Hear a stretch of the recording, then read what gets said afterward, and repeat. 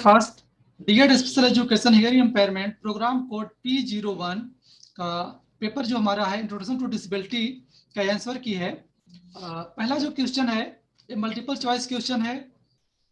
पहला क्वेश्चन कह रहा है impairment is related to the physical part of the body, functional limitation, या फिर द मेंटल हेल्थ है, या फिर आपका ऑल ऑफ द एबव। तो पहला का जवाब है all of the above.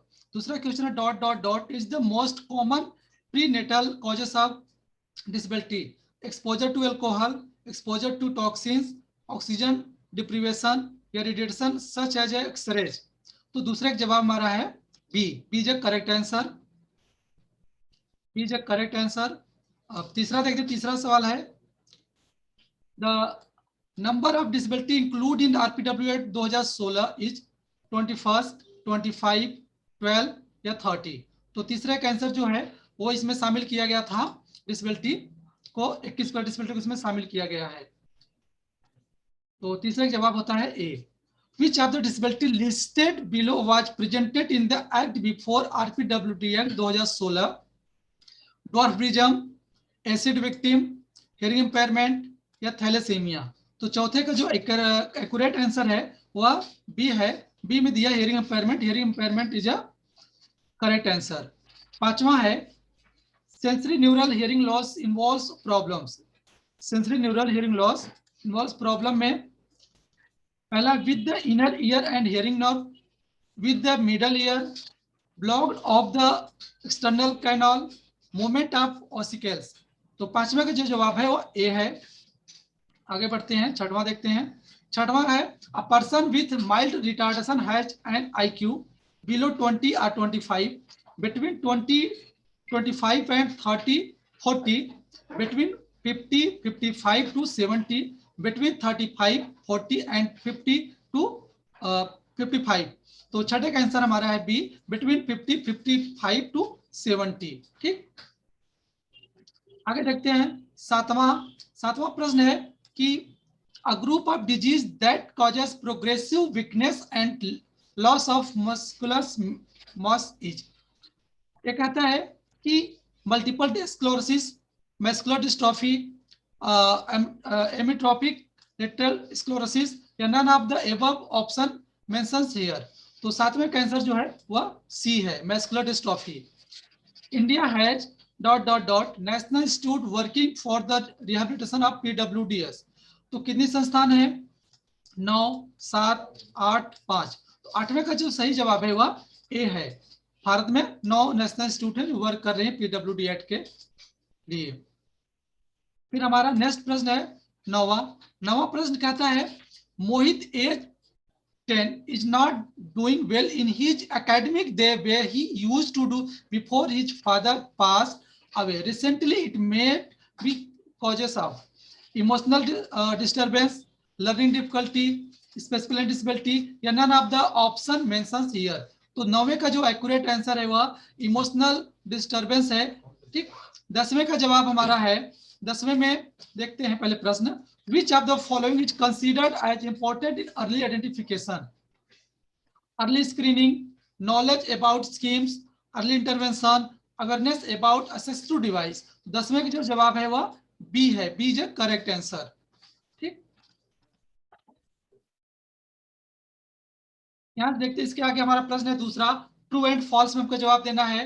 True and false में impairment is concerned with functional performance or activity and limitations there in acting affecting the whole person।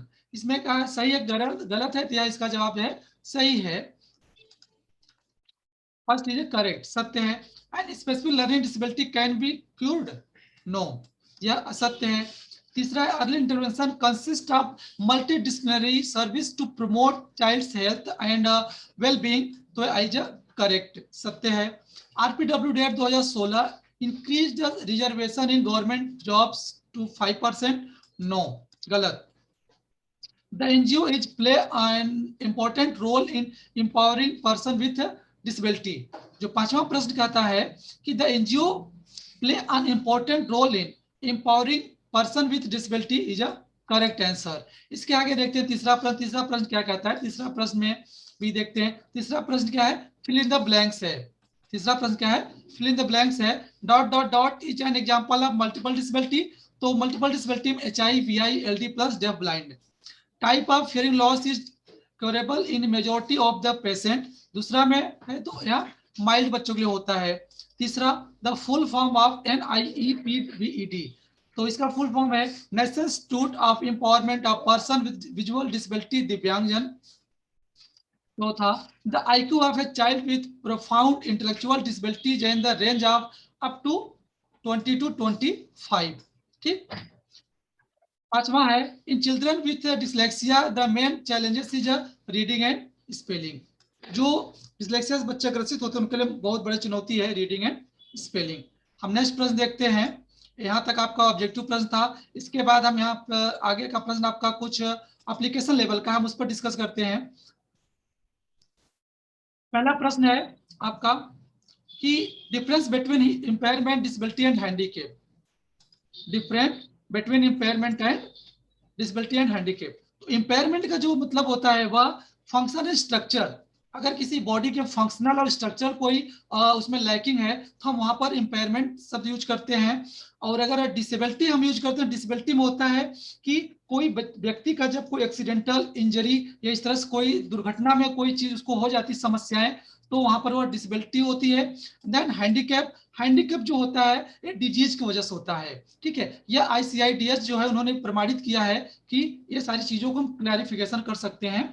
Impairment जो होता है फंक्शन ऑफ स्ट्रक्चर होता है, डिसेबिलिटी जो होता है यह एक्सीडेंटल होता है कि या फिर किसी द्वारा इंजरी होने पर जो हैंडीकैप होता है, या डिजीज के द्वारा किसी बीमारी की वजह से होता है तो हम उसको हैंडीकैप कहते हैं।